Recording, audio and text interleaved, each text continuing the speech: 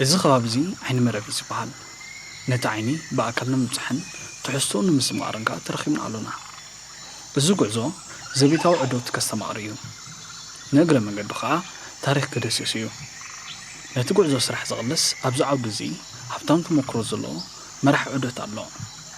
مدبيرنا أبقاوزو وماكن بجزي كرامات سحبتو زغون بوطاتات كدسيسيا بعد مويا سنهيوتن مرح عدوتن أتو داويت برحنه أبستفلالي بوطاتات إرترا قعزو أكايدون أمكياد نيركب إذا قعزو مبقر نسوك مرحنايو نو حدا قعزو قدم موقاسكا انت عينت مدلاوات كتقايد ألوكا بمبال حطونا جميلنا حسب كلنا مجمريا أكلاون منفساون مدلاوات يلينا حجيت منفساوي مدلاو زبهال حدا مورال كلو كالو أب كمزي كبتصحي بقعت علني كاب ماكينة وي كاب أوتوبوس كاب بشكلتا بأجار خيد علني لك مجمريا لنفسها ختأمنا ختكلا لك دحريو زي قصل مالتي أكلاو خاني قدمي ناي نوح رحقت قدمي نقعز قدمي مبقاسكا أبسمرا ناي أجار قعز وشتي ختمة أبسمرا طرح زي كونه أبتفل عليه بتزل لخيا خبابي ناي أجار قعزتات كتكايد لك بقرب ناي 4 ساعات ناي فرق ساعات ناي ساعات ندابلكا مجمريا نفسها تدالو لك شعو أكلاو بقعتي ننوح رحقتات نخلت ساعات 3 ساعات أبكبابي أسمرا خيدة تفعل تفطر خرئي متأني يازخنو جوبوتات روباتات سجيرة تفطر كالسماعر عنا يكحلو تجزيك أبت صبق أبت كحلفول كتوسين كتجبر زلك كمدلاوات الله نعبنت كابسمرا حجخت أبسمرا أنت لخا سجم يلنا أبزخنا طويل كجزخة عتيخا كتعرف ديخا خدك السياحات خيليخا كابسمرا وتساجن نابر خاتاتنا كبابني أسمرا ناي كتوت انتخونكا حدا مجمريا جامعها تقبرو قعزاتات مجق خونا له نابنت كونغوخ تقبر تخليها انت زي كوين خاني اديداس كتقبر تخليها نعخس زمتشاكا كقعزني يخليو انقفات هيقبر ليني تبلو من قدي جامعها خسايك يكونكا خيبتاس قال خيكو ارغاغيصكا صبق خسايت غيركا ጫማ خسايت ትገስ አለካ መጀመሪያ ምክንያቱ ናይ አጋር ጉዕዘ ስለዝኾነ ጫማኻ አው አተኩርካ خسات ገብር አለካ ማለት እዩ ክትዳለ አለካ ማለት እዩ ድሕሪኡ ናይ ስሪኻ ፍኹስ ዝበለ ስሪ ከሎ ካብ ሩባታት ካብ ሓደ ሩባ ናብ ሓደ ሩባ ክትሰግር ካብ ሓደ ኸውሒ ናብ ሓደ ኸውሒ ክትሰግር ቆርቶይ ናይ ስሪኻ ኻኒ ክሳት ገብር አለካ ማለት እዩ ውሕዝ ዝኾነ ሓፂር ስረ ተገበርካ ጽቡቕ ተዘይኮነ ኻ ከምቱታ ምሳሊ ፎከስ ክዳውን ክትገብር ትኽእል ኢኻ ማለት እዩ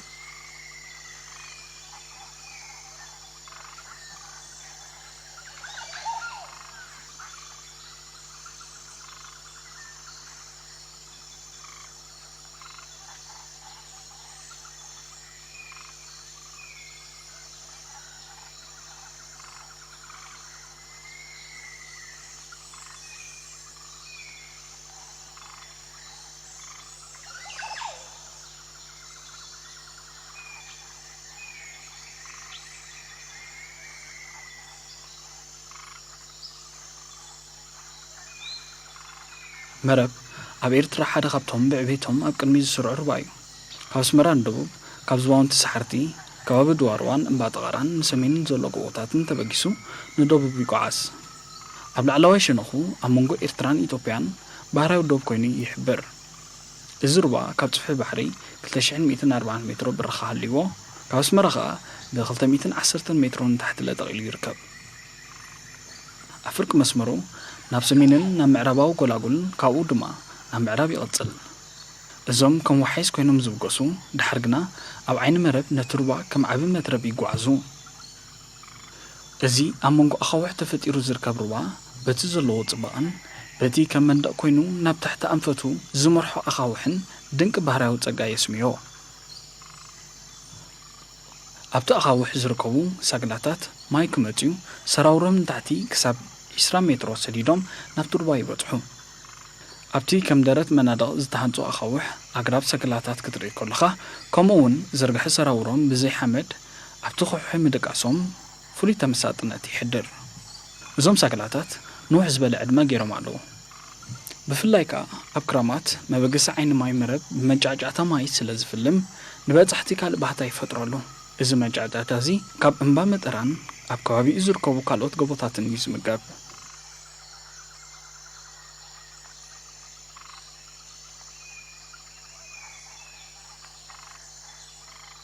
እዚ ቀንዲ ወሳኒ እዩ ነቲ ናይ መረብ ሩባ ዝበሃል ካብዚ እቲ መጀመርያ እቲ ዓይኑ ካብዚ ይጅምር ማለት እዩ ካብዚ ጀሚሩ ንሸነኽ ደቡብ ከይዱ ካብኡ ንምዕራብ ተዓፂፉ እዩ እቲ ናብ ጋሽ ባርካ ክሳይ ዝሕወስ ሩባ እዩ እዚ ብጣዕሚ ኣገዳሲ ቅድሚ ናብ ጋሽ ባርካ ምብፅሑ ከዓኒ ኣገደስቲ ቦታታት ዓበይቲ ሓፅብታት ዘለውና ከም በዓል ዓዲ ሃሎ ኣገዳሲ ዓብ ዝኾነ በዚ እቲ ናይ መጀመርያ መመገቢ ናቱ ካብዚ ዝጅምር ማለት እዩ ስለዚ እዚ ቦታ እዚ ኣብ እቲ ጂኦግራፊካዊ ኣቀማምጡ ዳርጋ ናብ 2140 ብራኸ ዘለዎ እዩ ካብኡ ከዓ እንዳዓመቐ ይኸይድ ማለት እዩ እቲ ንሕና ዘለና 2140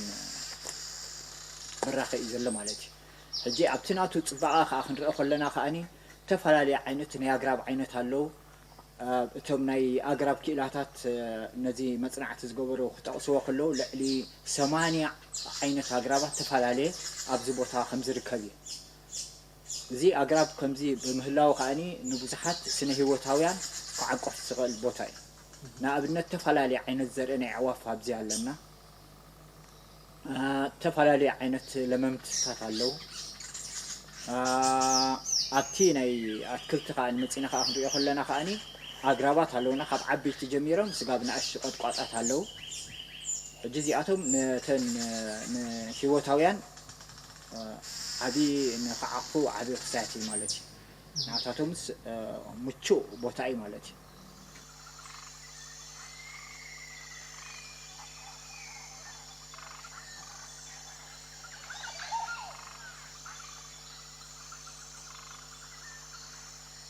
ልሙዕ ሓመድን እኹል ማይን ዘለዎም ኣፍላጋት ልሙዕ ብጎኑ ዝጓዓዙ ቀጠልያ መስመር ጽበት ጫካታትን ይፈጥሩ ብተርኡ እቲ ጫካታት ቀንዲ መስሕብ እንስሳ ዘገዳም ይኸውን እዚ ኣፍላጋት ኣብ ገማግሙ ልሙዕ ሓመድ ዘለዎ ሩባታትን ንሕርሻ ዝኸውን ሓመድን ይቐርብን ማዕቆቢ እንስሳ ዝኸውንን እኹል ሸፈነ በቑልን ዝስተ ትሕተ ምድራዊ ማይ የረጋግጽ ማሕድሮ ስነ ህይወት ንጫካታት እዚ ፈለግ ዝዘውትሩ መጥወቱን ዓዋፍን እንስሳት ዘገዳምን ብኡ መጠን ካብቶም ኣብ ምድረ ሳዕሪ ጎላጉልን ዝርከቡ ፍልይ የብሉ ዓሰርተታት ዓይነታት ዓበይቲ መጥወቱን ዓዋፍን ኣብዚ ገማግሙን ብጻዕቂ ይርከቡ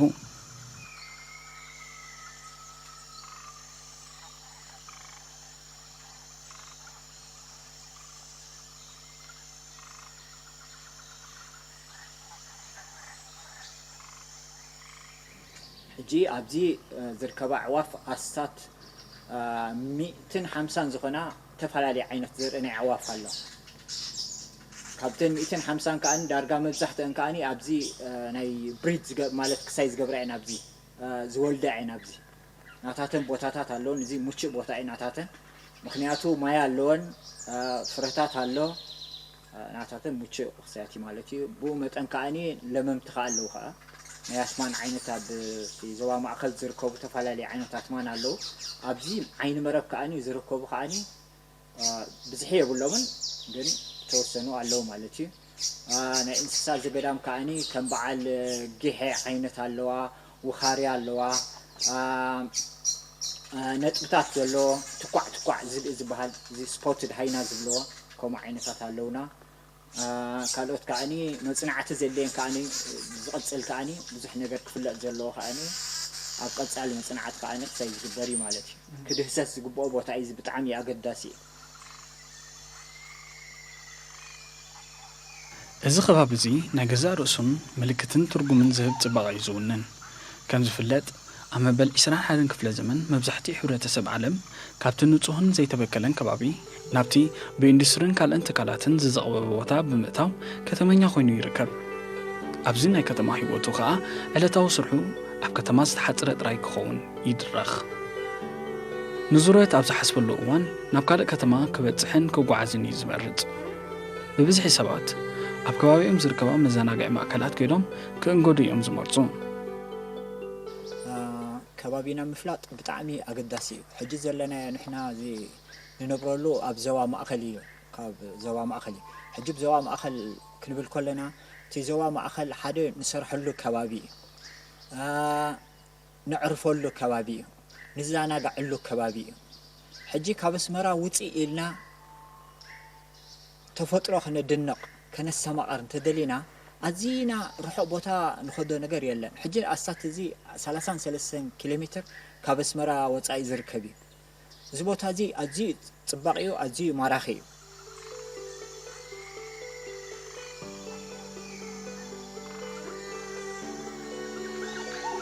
ኣብ ሃገር ኤርትራ ብግዜ ክረምቲ ዝፍጠሩ ማራኺ ዝኾኑ ኩነታት ኣየርን ከምኡውን ዝበዝሐ ክፋል እቲ ሃገር ዝናብ ስለ ዝረክብን ንሂወታውያን ኮነ ንበጻሕቲ ኣዝዩ ምቹእ ቦታ ይቕየር ኣብዚ ወቕቲ እዚአን እምበር መብዛሕትአን ኣዕዋፍ ናብ ሃገርና ዝሳክማ እቲ ኣብ ግዜ ክራማት ዝበቁልን በለስ ይኹን ኣውፅልቲ ቆጥቋጥን ንእንስሳ ዘገዳም ከም መግቢ ስለ ዘገልግል መብዛሕትኦም እንስሳ ዘገዳም ትርእየሉ ወቕቲ ይቕየር እዞም ሓያለ ኣግራብ ከምኡውን ኣብ ዝተፈላለዩ ቦታ ዝርከቡ ፍረታት በለስ ንወዲ ሰብ ኮነ ንእንስሳታት ኣገዳስቲ ዓይነት መግቢ እዮም ሕጂ ልዕሊ እዚኣ ንሪኣ ዘለና ሩባ መረብ ብልዕሊያ ዓበይቲ ጎቦታት ዘለዎ እዩ ዓበይቲ ጎቦታትን ስንጭሮታትን ዘለዎ እዩ ንባዕሉ እምባ ጠቐራ ዝበሃል እቲ ዝዓበየ ብራኸ ዘለዎ ጎቦ ኣብዚ እዩ ዝርከብ ኣብ ሸነኽ እዩ ዝርከብ ሕጂ ካብኡ ብፍላይ ኣብቲ ማይ ዝሃርመሉ ወቕቲ ካብ መፋረቕ ሰነ ጀሚሩ ስጋብ ነሃሰ ዘሎ ማይ ኣብ ዝሃርመሉ ግዜ ብጣዕሚ እዚኣ ሩባ መረብ ፅቡቕ ክሳየት እዩ ዘለዋ መንጫዕጫዕታ እዩ ዘለዎ ብጣዕሚ ሓያል ዝኾነ ክሳየት እዩ ዝወርድ ማለት እዩ ሕጂ ኣጋጣሚ ኣብዚ ለምቀነ ቁርተይ በቲ ላዕለዋይ ናታ ሸነኽ ዘሎ ብዙሕ ማይ ስለ ዘይሃረመ እቲ ማይ ከዓኒ ምስ ጀመረ ከዓኒ ካብቲ ላዕሊ ንታሕቲ ክወርድ ጀመረ ከዓ ካብ ሓምለ ጀሚሩ ስጋብ ጥቅምቲ ከማን ስጋብ ጥቅምቲ ዘሎ ግዜ ፅቡቕ ክሳያት መፂኻ ብተሰማዕሮ ብጣዕሚ ኣገዳስነት ኣለዎ ማለት እዩ ምናልባት ኣብቲ ናይ ግዜ ማይ ዝሃርመሉ ብዙሕ ጉዕዞታት ክትገብር ኣፀጋሚ ክኸውን ይኽእል እዩ ግን ኣብቲ ናይ ንጎ ሰዓታት ዘሎ ካብ ሰዓት 6 ናይ ንጎ ዘሎ ሕጂ ስጋብ ሰዓት 11 ስጋብ ፋሉስ ማይ ብዙሕ ዝሃርመሉ ይኮን ናብ ዞባ ማእኸል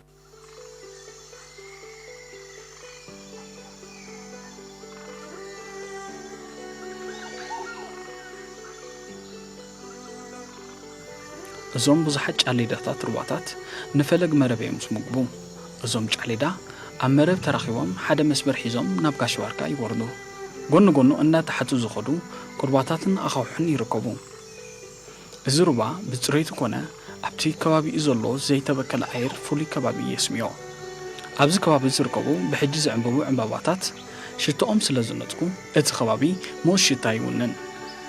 ኣብቲ ሩባ ዝዓቑረ ማይ እውን ናይ ጥዑም ማይ ዓሳታት ሓቂፉ ይርከብ ኣብ ነፍሲ ወከፍ እግርኻ ዘዕለበትሉ ስድሪ መሬት ሓድሽ ነገር እናረእኻ ሓድሽ ሽታ እንዳስተማቕርካን ኢኻ ትጓዓዝ እዚ ቦታ ብዙሕ ዘይተዳሕሰሰ ፅባቐ ኣሎ ብበጻሕቲ ኮነ ደቂ ዓዲ ኸይዶም በዓላቶም ክደስሶ በዚ ኣጋጣሚ ንዕድም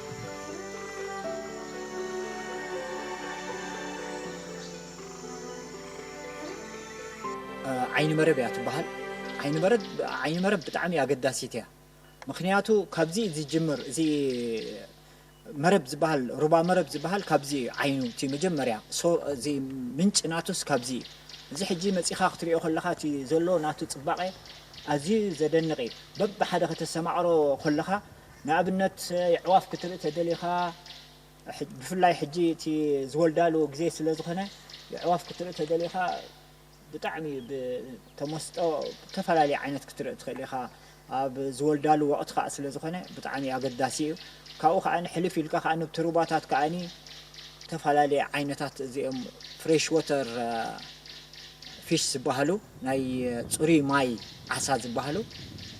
ደቃት ኣብዚ ኣለዉ ማለት እዩ ካልኦት ከዓኒ ናይ ተፈላለየ ናይ ዕንቁራብ ዓይነታት እውን ኣብዚ እውን ኣሎ ሕጂ ዝኾነ ነፍሲ ወከፍ እግርኻ ትረግፆ ኩሉ ነገር ክትሪኦ ከለኻ ኩሉ ነናቱ ፅባቐን ክሳየትና ኣሎ ምስጢራት ናይ ተፈጥሮ ኣሎ ስለዚ ተፈጥሮ ክድንቕ ዝደለየ ውፅእ ኢሉ ካብ ኣስመራ ኣብዚ ከባቢ መፂኡ ክዘናጋዕ ብጣዕሚ ኣገዳስነት ኣለዎ እቲ ምድናቕ ጥራሕ ዘይኮነ እውን ትምህርታዊ ጉዕዞ እውን ከካይድ ይኽእል እዩ ማለት እዩ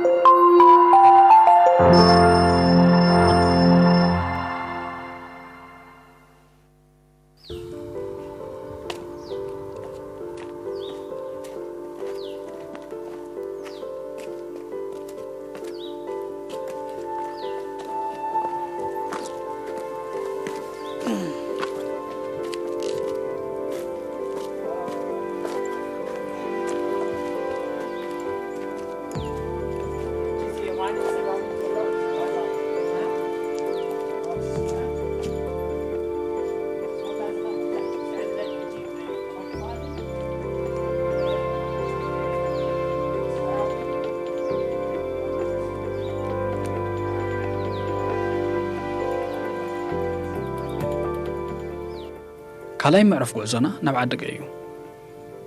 ኣብቲ ዓዲ ዝርከቡ ሕሩም ሕዛእቲና ክንበጽሕ እዚ ቦታ ካብቲ ኣቐዲምና ዝተጓዓዝናዮ ዓይኒ መረብ ፍልይ ዘብሎ እንተሃልዩ ኣዝዩ ልሙዕን ብዙሕ እንስሳ ዘገዳምን ዝርከብሉ ምዃኑ እዩ ምስ ዳዊት ብርሃነ ጉዕዞና ቅድሚ ምጅማርና እዚ ቦታ ኣዝዩ ጽብብ ዝበለ መንገዲ ንምኻዱ ምቹእ ከም ዝኾነ ሓቢሩኒ ነቲ ጉዕዞ ምስ ተተሓሓዝናዮ ኸኣ እቲ ተፈጥራዊ ጎደናታቱ ኮነ ኢሉ ሰብ ዝሰርሖ ዝመስል ትርኢት ተዓዘብና እቲ እንዳተሓተ ዝወርድ መንገዲ ብመጠን እንዳቆልቆልካ ዝተጓዓዝካዮ እቲ ጉዕዞ መቕረቱ ይውስኽ ከም ዓዳናይ ወርቂ ዓሚቕካ ብዝፈሓርካሉ እቲ ዝበለጸ ወርቂ ከም እትረኽቦ ናይቲ ጉዕዞ ጽባቐ ድማ መንገዲ እንዳወሰኸ ጻዕቂ ናይ ኣግራብ ዝተፈላለዩ እንስሳታትን ክትዕዘብ ትኽእል እዚ ከባቢ 3 ሰዓት ዝወሰደና ጉዕዞ ከይተረድኣና ኢና ዛዚምናዮ ከምቲ ተመራመርቲ ስነ ከባቢ ዝብልዎ ሰባት ብባህሪኦም ምስ ተፈጥሮ ሓያል ምትእስሳር ኣለዎም ንተፈጥሮ ከሰማቕሩ ኣብ ዝተጓዓዝሉ ፍሉይ ዕረፍቲ ባህታን ሰላምን ከም ዝስምዖም ይሕብሩ ልክ እዩ እዚ ስምዒት እዚ ኣብ ምዝዛም እዚ ጉዕዞ ንኹላትና ተጓዓዝቲ ተሰሚዕና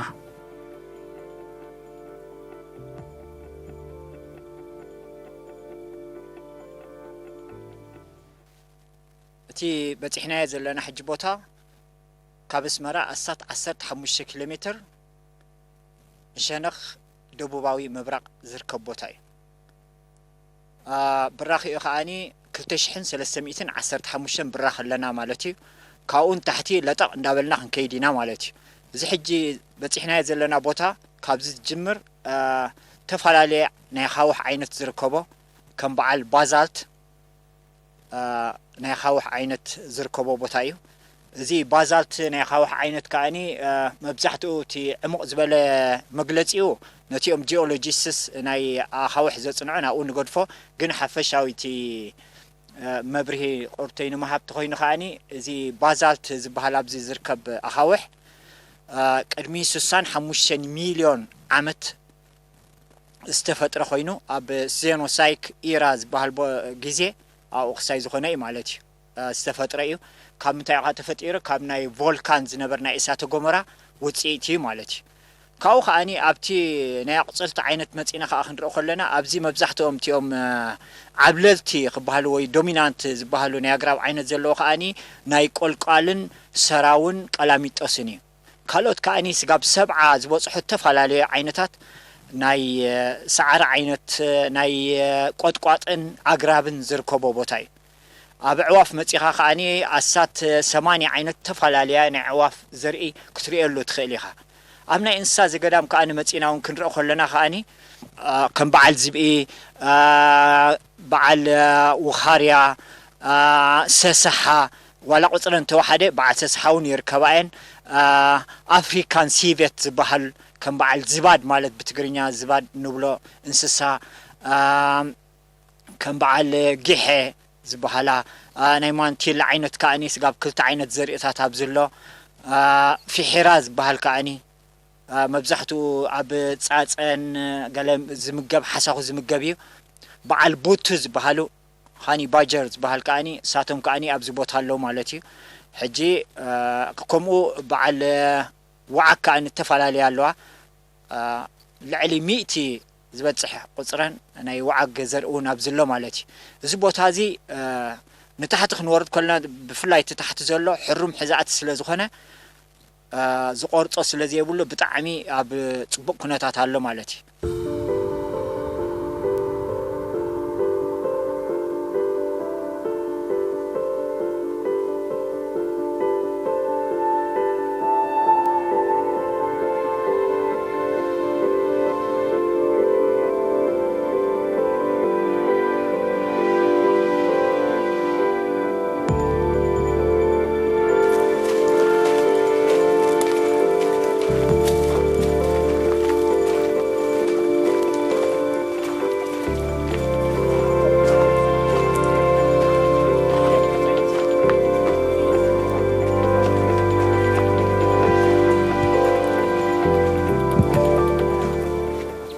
ሩባታት ሕጂ ዘለና ብሸነኽ ናብ ዝተሕቲ ዘሎ ካብ ዘለና ካብ ክራማት ግዜያት ሒዙ ማለት ካብቲ ናይ መፋርቕ ሓምለ ጀሚሩ ስጋብ ታሕሳስ ጥሪ እዚ ማይ ዳርጋ ክሳየት ኣይከውንን እዩ ኣይነቅፅን እዩ ስለዚ እቲ እንስሳ ዘገዳም ኣብዚ ከባቢ ዘለዋ ኣብዚ መፅአን ማይ ክሰትያ ከለዋ ትሪእሉ ኣጋጣሚታት ኣሎ ስለዚ እንደገና ከዓ እቲ ናይ ዕምበባ መሮርን ገለን ናብዚ ከዓ ኩሉ ምስ በቆልሕ ኣብ መፋርቕ መስከረም ኣዝዩ ማራኺ ዝኾነ እዩ እዚ ብዚ ትገብሮ ጉዕዞታት መብዛሕትኡ ብኦክሲጅን ኣየር ዝተዓብለለ እዩ ፅሩይ ኣየር ኢኻ ትተንፍስ ሽቲ ጉዕዞ ንኽትቅፅል ክሳይ ዝገብረካ እዩ ዘተባብዐካ እዩ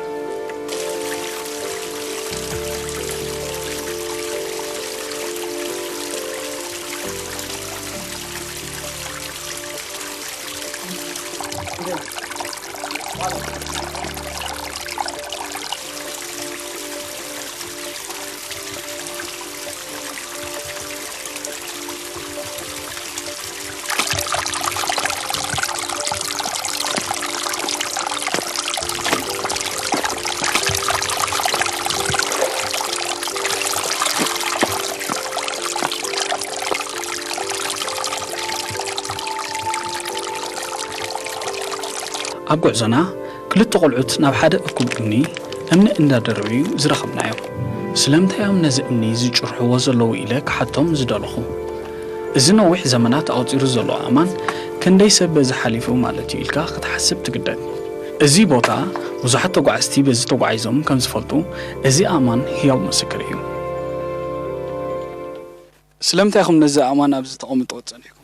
بس دد حلفة سب دخون سب دامن نحن عون نوم تصحنا خاب قدمنا هم زينا نقمت بس دد حلفة هم زي دامن كابيز ما تيم زي محجي نزم نزز قمطوا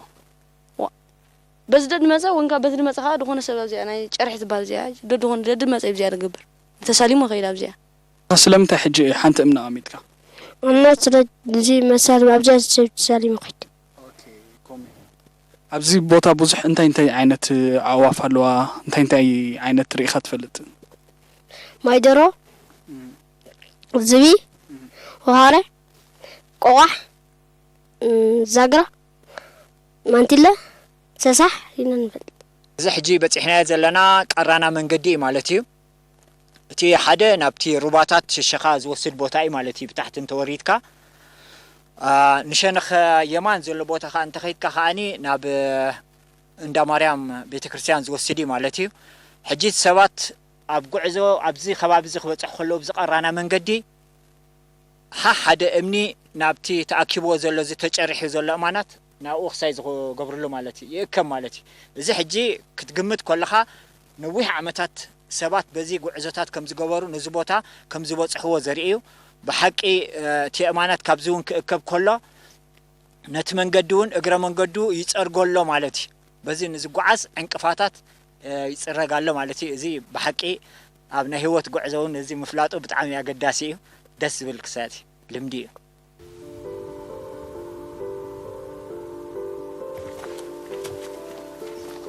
ኣብ ጉዕዞ ከም ቀዳምነት ዝስራዕ ውሕስን ንህይወትካ ዘይስገን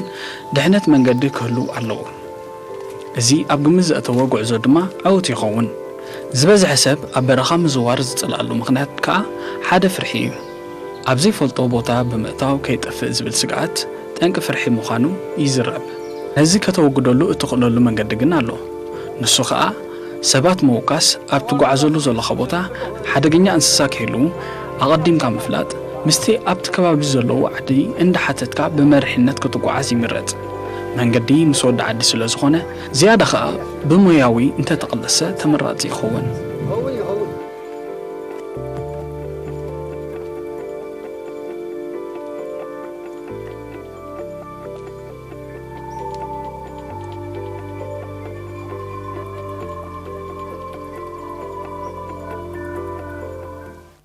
كل جزء نبتي ناي برخا قعزة وقت متسخلها كل جزء ناي مرد خلتك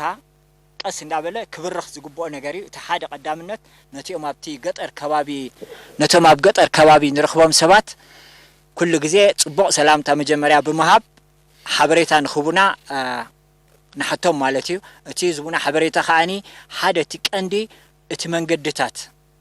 انتاي زبهلا لو ببهلنا منقدي مسود عدز بهالله سلازي زيوم سبات صبوق جرنا سلام تهيمنا صبوق جرنا كوميونيكيت انت دحي ترادادينا يوم صبوق حبريتا خبونا خو اليوم سلازي تقعزو بين منقد خنكيت كمزلنا بين روبالو بين اشغارلو منقدي بين اصادفالو زخبرنا خو اليوم حجي بزي زططحه مستمدق عد تمخيرنا تقعزنا انت قصلنا زحشه خساتي بعلنا خنقبرو انتلنا جن مسناخل كغاطم خلي نز كل خاني كنبدها خنكل علنا تزي كوينكم كل غزي مسزق عدي ابتي برخا وي قدم برخا متاوكا ترخبوم سبات حبريتا محتات بطعمي اقداسنت الله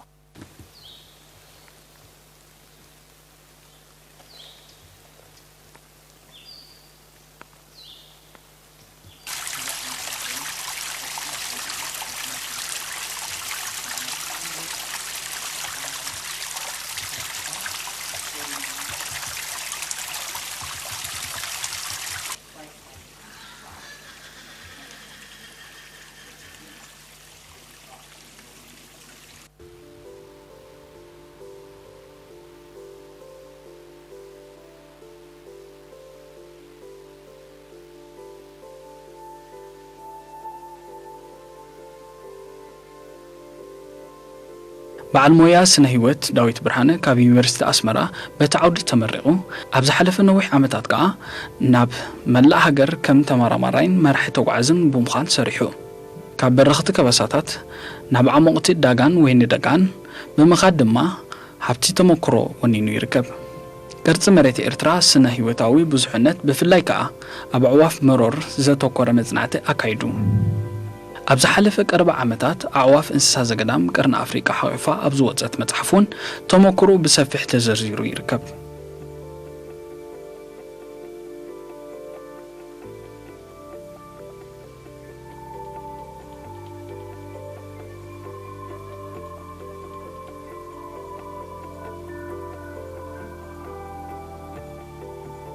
زي حجز لنا بوتا كاب أسمرا أسات 18 كيلومتر ندبوباوي مبرق زركب بوتايو تي اب تحتنا زرق زلو خاني سنچرو خاني قطتا بعل لامزا زوسد منقديو كاب لامزا خان تسجيرنا خان اجر غعزن دا غبرنا خان بعل عدها كفا قريصو بعدها كفا غير خاني بعل امبيتو مسمر زوتي مالتي نمبيتو حجي خنبصحت خوينا نزي ندق امحرز وسد مسمر كنبصحت خوينا ني اسات 6 كيلومتر باغار مغعز يلنا مالتي حجي نتزلنايو بوتا صباقيو نمغلاص تخوينو استفالالي عينت اغرابات زركبو قطقاطات كمو ناي سعر عينتات زركبو ايو ازي بوتا زخاني تفالالي عينتات فرتات زهبو اتكلت سلازلو بو استسحبخا تفالالي عينت زرنا عواف كاني نرخبولو بوتاي مالتي بو متن كاني تفالالي عينت انسا زغدام زركبو ايو تيوم ابزح جنا ابنت زركبو انسا زغدام ببزحي كاب كبابي أسمرا تيوم ببزحي إنسا زقدام زركوبو بوتاتات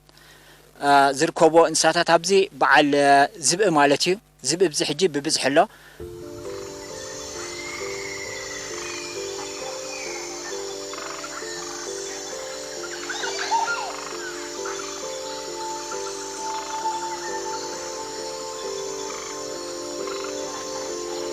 معبالة توريزم وشت هاجر زيقاتات مساقورهم كلاليو تساقاتات هاجر عب ممكن خانن معك عبن قبقهم كبرقتو عبد جزرحو سفيح عوديو زيقاتات زيبتاو عودت مسزلمدو عب حد حدوم بهلاو ملوواتن متحللين يمعبلو سلازيو زيبتاو توريزم كينوكو طباو روحو اتز فترو محاوراو متأساري عبيز بحض كل زيقا نهاجر أمباسادر سلازخونه موداب زبيتاوي عدت زيغاتات بتقداسنت كعيو يقبا بمغنيات هايمانوتاون حقراون بعدات زامسلو نقدتات ون هفتي بعتو كسرحلو زلو صبو اغاطامي نمسفحن متببع زبيتاو توريزم يو بقليلن بقربان بزي بزح وصايتات نصح اير بلوص كبابي حتى تاريخن مونان سلازقال